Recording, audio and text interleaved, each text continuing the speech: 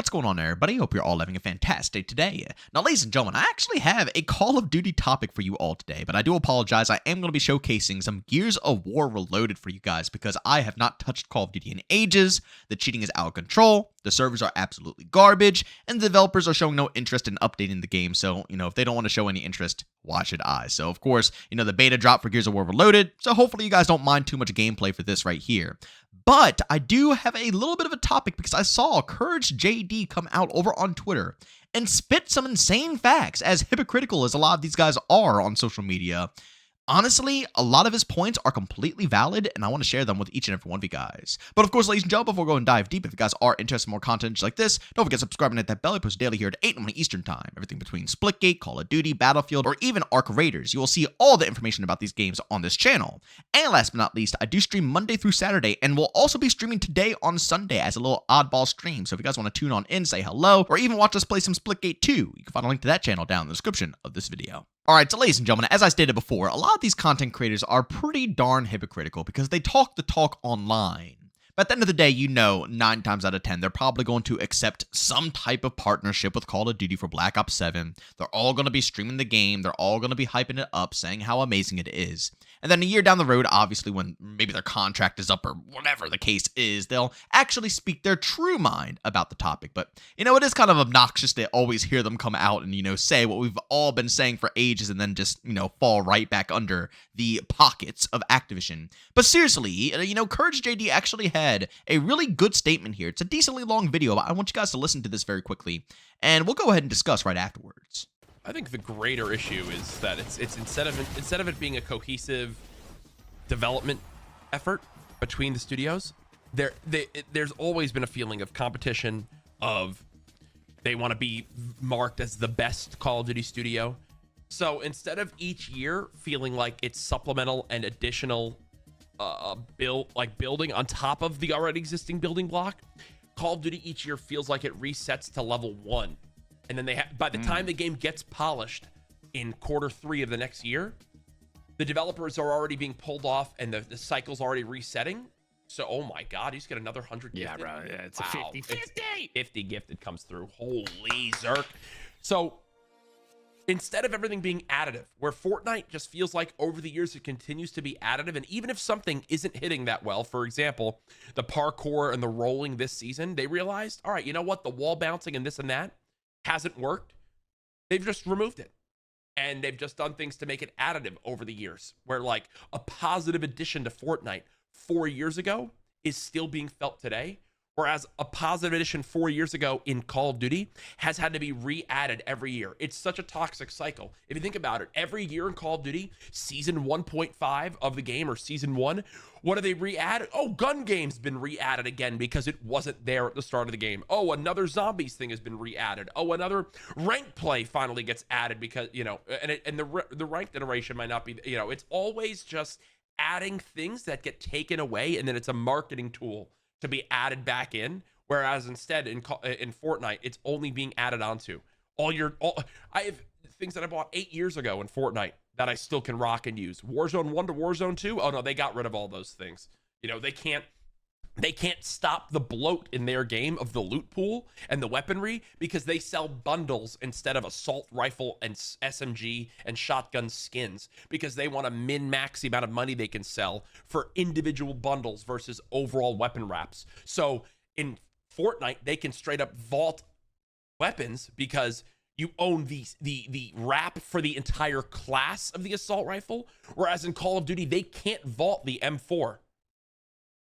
Because they sell individual bundles for the M4. It just gets me so tilted, bro. So they can't have certain guns be out of the meta and this and that, and then because of the weapon leveling system, they have to keep the weapon meta the same for a certain amount of months, so Billy on his 80-inch TV has time to catch up and then get the max level weapon. Ladies and gentlemen, we've been preaching about this for ages now, right? I mean, it's my top tweet on my account. I have it pinned to my channel, and if anybody wants to follow me on Twitter, by all means go in and do so, although I haven't tweeted in like close to a year at this point. I just don't like social media that much. The only social media I really enjoy is posting YouTube videos because I'm very passionate about it, and then interacting with you guys on stream. But if you want to follow me, by all means follow me. My DMs are open if you ever want to hit me up or, debate on something. I don't care. It is what it is.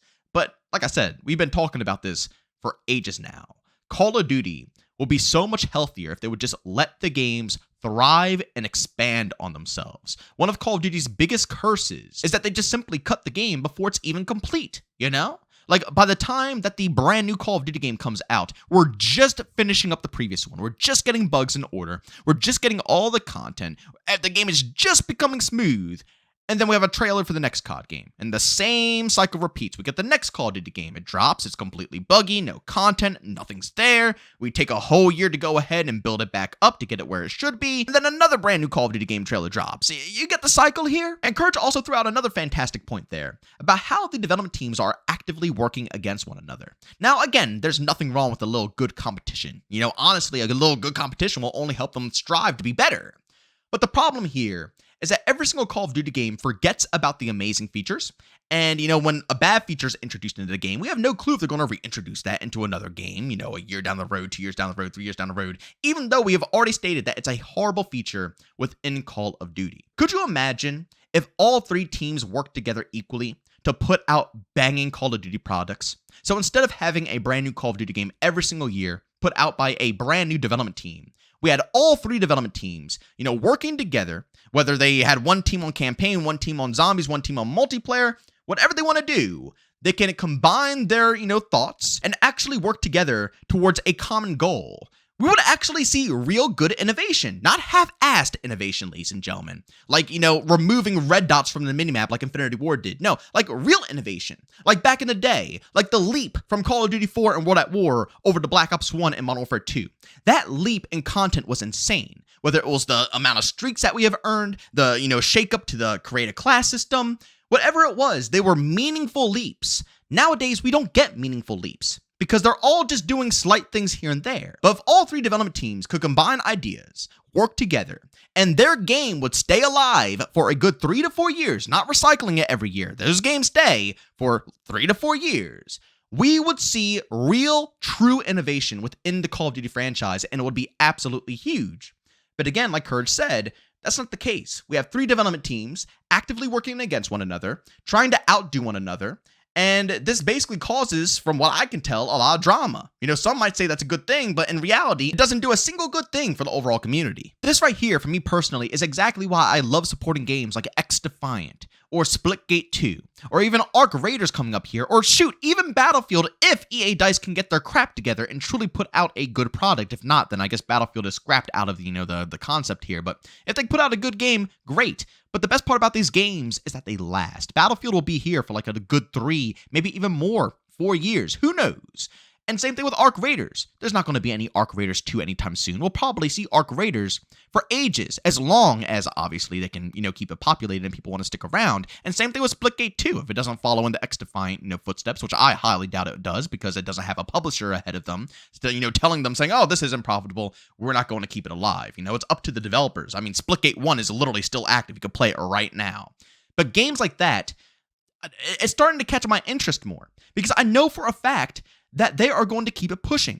And when things are good, they'll keep it. When things are bad, they can rotate it through. But it's not going to be a yearly cycle where things reset, good things disappear, bad things keep arising, and then we hit the repeat button again and again and again. Call of Duty has to go ahead and give a gap between games. That breathing space, that breathing room, not only will be phenomenal for the actual consumer base, but it will be phenomenal for the developers to actually be creative and think of something interesting. Guys, Black Ops 7 was made during the same time as Black Ops 6. I'm sorry to say, but I guarantee that it's not going to be all groundbreaking. It might be cool for a little while, but it's still going to have the same crap that we have to deal with on a year-to-year basis. And by the time it gets resolved, guess what? Modern Warfare 4 is going to be out, so on and so forth. Now, I do want to go ahead and say one last time, it does make me a little salty that, you know, although Courage is speaking facts, we know the outcome of a lot of these content creators. They talk the talk, and then when it comes time for the new game to drop, you know, money talks more than their actual emotions for the franchise